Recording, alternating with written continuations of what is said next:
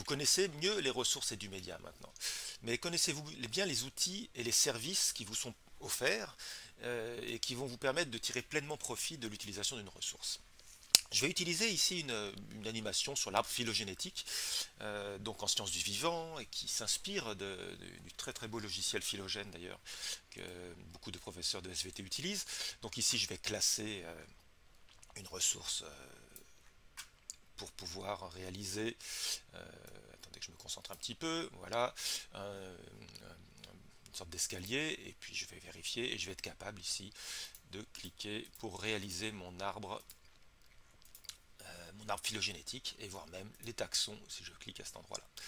Bon, cette ressource, c'est, disons, la majeure partie de ce qui vous intéresse quand vous allez exercer votre cours, mais vous avez différents outils qui peuvent vous aider. Je peux très bien faire ici une capture d'écran. Donc dès que je clique sur cette capture d'écran, hop, j'ai cette image qui va venir se stocker sur mon bureau que je pourrais utiliser comme bon me semble.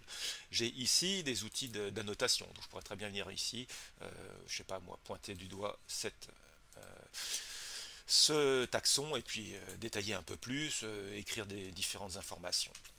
Ça, c'est la possibilité de l'annotation que vous auriez avec un tableau interactif, mais que vous auriez aussi chez vous, là, à distance. Je vous conseille d'avoir une tablette graphique pour pouvoir écrire, parce que c'est compliqué avec une souris. Vous avez des explications en dessous aussi, ici, je ne l'ai pas montré jusqu'à présent, mais chacune de nos animations arrive avec un résumé, des objectifs d'apprentissage et une fiche en savoir plus. C'est surtout des suggestions pour...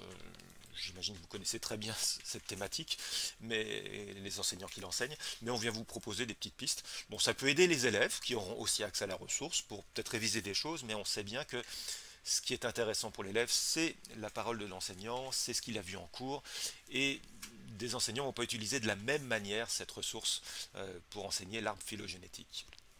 Et d'ailleurs, c'est parce que chaque enseignant est différent que nous allons aborder cette option, ces options qu'on a mis dans la catégorie Studio et qui sont vraiment des options formidables pour pouvoir personnaliser ces ressources. Vous avez trois boutons qui s'appellent Favoris, Capture vidéo et Partager. Et comme leur nom l'indique, c'est Favoris, je vais classer cette ressource parmi mes favoris pour la retrouver facilement plus tard. Je vais créer des dossiers.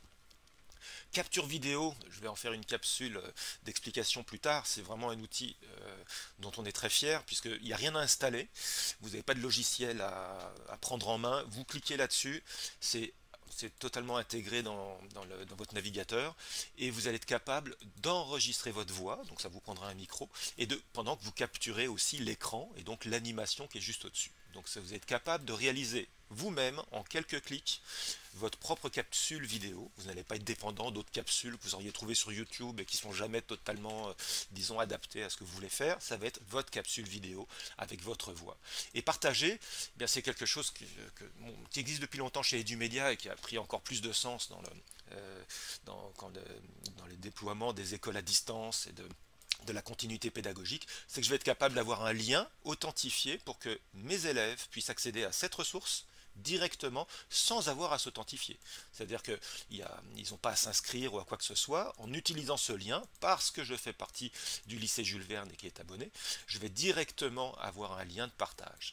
Donc, par contre, la chose qui est importante à savoir, c'est que si jamais je me dis, ok, c'est parti, je vais faire mes captures vidéo pour cette animation, le premier message qui va apparaître, c'est un message d'authentification. C'est-à-dire que là, jusqu'à présent, j'étais authentifié comme professeur du lycée Jules Verne, mais là, on va vous demander une chose supplémentaire, c'est de vous identifier.